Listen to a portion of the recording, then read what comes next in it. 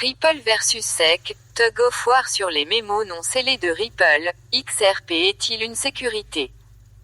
Ripple versus SEC, l'intense bataille juridique entre la Securities and Exchange Commission des États-Unis et Ripple continue de faire la une des journaux. Au fur et à mesure que l'affaire progresse, la révélation d'éléments de preuve cachés a rendu cette affaire encore plus intéressante. Récemment, le mystère caché derrière les deux mémos scellés a été révélé publiquement, et maintenant le meilleur avocat de Ripple a critiqué la SEC pour l'utilisation offensive de ces documents récemment divulgués. Mémos non scellés, qu'est-ce qu'ils nous disent?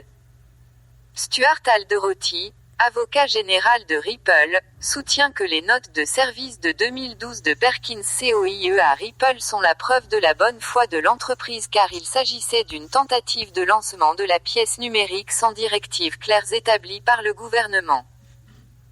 L'avocat général de Ripple, à la tête du procès contre Ripple, estime que la commission aurait dû examiner les notes de service de Perkins Coie et présenter l'entreprise comme un exemple de l'approche stratégique visant à se conformer à la réglementation sur les actifs numériques.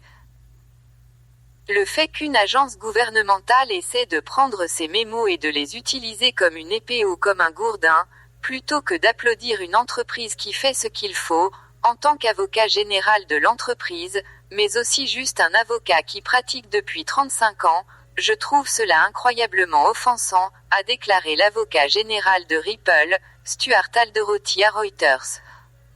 Cependant, la SEC a utilisé des mémos comme preuve que Ripple était conscient du risque lié à la vente des jetons XRP.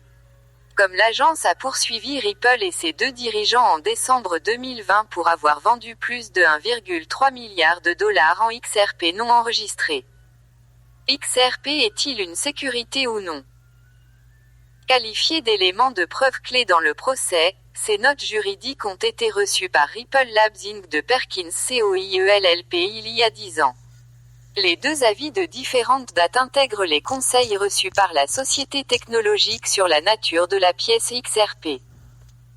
Le premier mémo reçu en février 2012 de Perkins Coie LLP conseillait à Ripple de ne pas vendre le jeton XRP car diverses conditions peuvent les soumettre à être réglementés en tant que titre ou matière première par la commission. D'autre part, la deuxième note reçue en octobre 2012 proposait que le jeton ne puisse pas être considéré comme une valeur mobilière en vertu de la loi fédérale. Cela dépend d'un individu comment il perçoive ces mémos. En tant que public de l'affaire, cela dépend probablement de qui vous soutenez.